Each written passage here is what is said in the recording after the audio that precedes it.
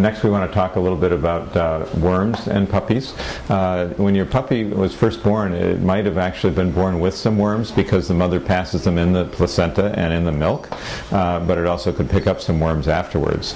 And so I wanted to go ahead and go over some of these different types of worms.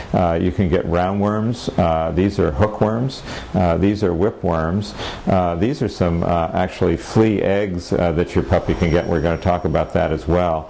And these are actually heartworms, and heartworms are another problem that we get with dogs. That's transmitted by a mosquito, and your puppy would not be born with that. But we're going to talk a little bit about products that we might want to use to keep your dog from getting these worms. And again, roundworms are real common that they can get passed from their mother.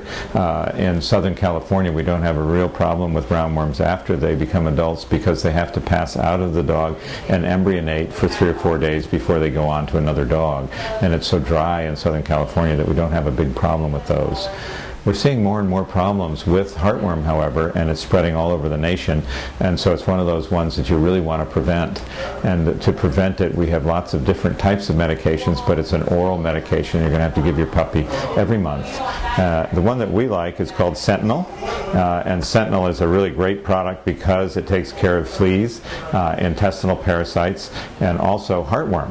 And so if you give your puppy this once a month, it'll prevent your dog from having all of these parasites.